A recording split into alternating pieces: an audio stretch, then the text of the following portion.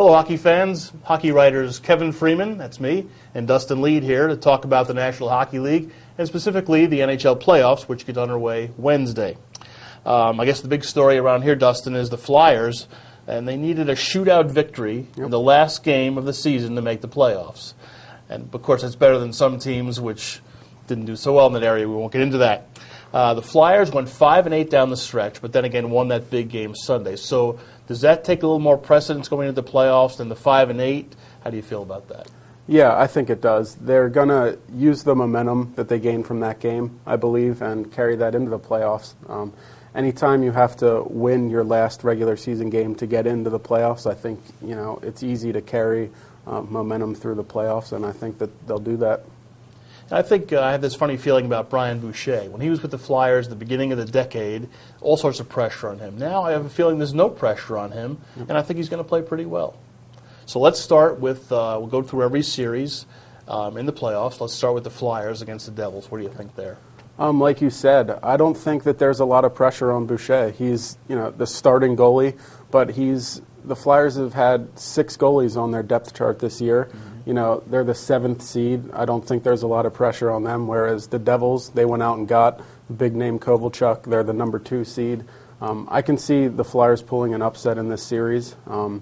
There's a lot that can happen, obviously, but I'll take the Flyers in 6 games. Okay, I think that the defensive matchup, the Flyers' defense against the forwards for the Devils, will be really important. Kovalchuk against Pronger, if those two are matched up, that'll be interesting. And you have Zach Parise for the Devils, very good forward.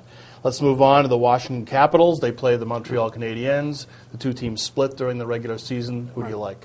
I like the Capitals, but I think it's going to be a little tougher than most people do. Yaroslav Halak, the goaltender for the Canadiens, has been very good.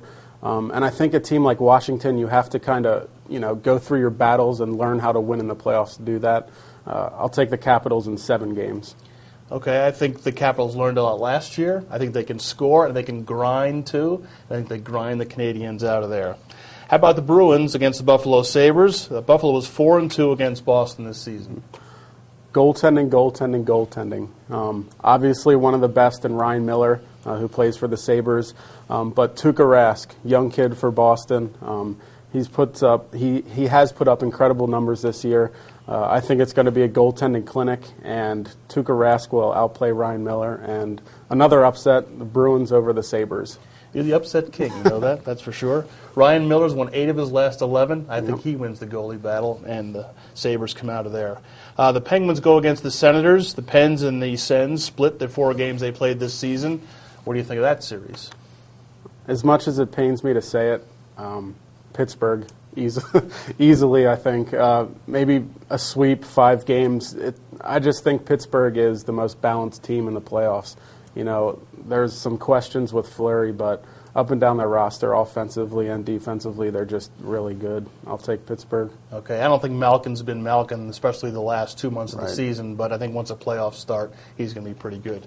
Now we'll go out west and talk about San Jose against Colorado. The Sharks won 3 of the 4 meetings. What do you think there? A lot of people have questions about the Sharks. They always, cruise through the regular season and get to the playoffs and there's troubles.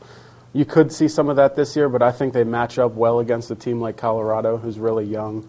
I just think they'll outplay them and they'll win that series in maybe six or so.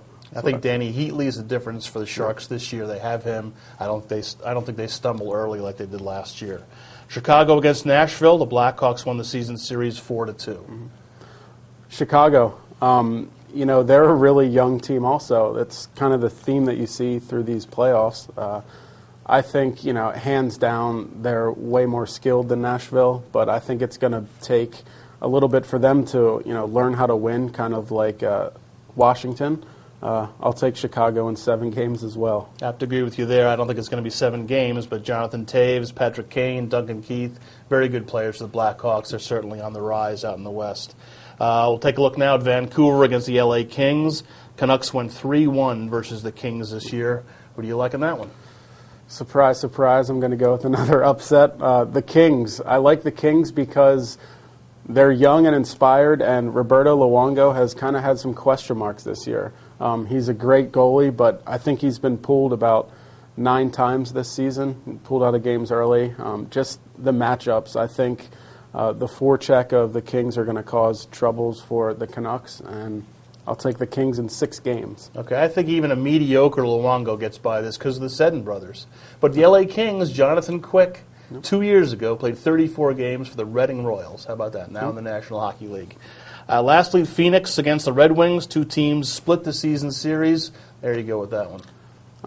A lot of people are taking the Red Wings in this. I mean, they made it to the playoffs 19 years in a row. It's tough to pick against the Red Wings. But I'll continue the feel-good story and take the Phoenix Coyotes. They play very well defensively. Ilya Brizgalov's been great in net. And 7 games, why not? Phoenix, do it for Gary Bettman. I think it's been remarkable what Phoenix has done this season with the sale of the team hanging over their heads. They've been just remarkable. But I think the Red Wings have now figured out they're the Red Wings and they'll advance. So there you have it, everybody. That's mortal locks for the upcoming first round of the playoffs. And we wish you a happy second season in hockey's playoffs.